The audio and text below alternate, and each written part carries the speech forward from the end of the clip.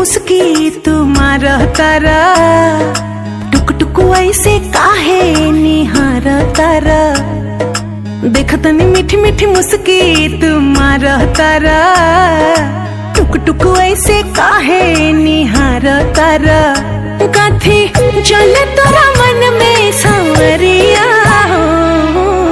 हटे हटावाले ना हटे नजरिया हो, जनमा रे जान हो मधुन कलर सरिया। मन करे कहसली भरिया कवरिया हो, जनमा रे जान हो मधुन कलर सरिया।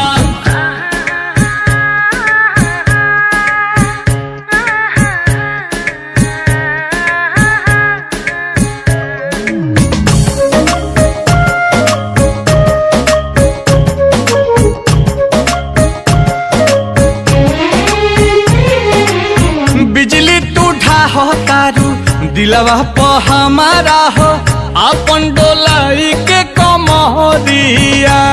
हवने ना तोहरो लुटेरा, निरखेला कमर के घेरा। उठे अजब गजब के नासा, जनी ऐसे मतिया फेरा। सच हाँ के करेला मस्करिया हो, लागल बा फाल पिको लहरे झलरिया हो, जनमा रे जान हो मधुन कलर सरिया।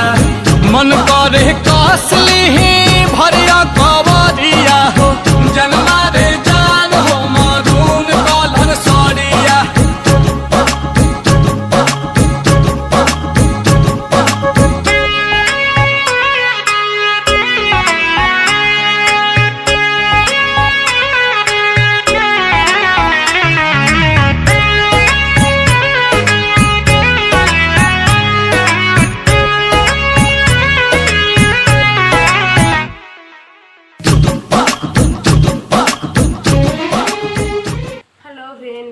डांस में आप सभी का स्वागत है फ्रेंड। आप सब कैसे हैं, कैसे हैं जरूर बताइए फ्रेंड। उम्मीद करते हैं आप सब बहुत ही अच्छे होंगे, स्वस्थ और मस्त होंगे, अपने घर में अपने काम में व्यस्त होंगे फ्रेंड। मेरी तबीयत नहीं ठीक है, फिर भी मैं आप सबके लिए वीडियो बना रही हूँ फ्रेंड। और मेरे वीडियो जो कि देखिए सब्जी करके अजान सुदान से बहुत सारा प्यार दीजिए, प्यार दीजिए फ्रेंड, देखना ना भूलिएगा। और फ्रेंड आप सबसे यही कहेंगे एक लाइक सब्सक्राइब कमेंट कर दीजिएगा मेरा वीडियो, और फ्रेंड बहुत सारा प्यार दीजिएगा, देखना ना भूलिएगा फ्रेंड। मिलते हैं फिर किसी वीडियो, अपना ख्याल रखिए। जय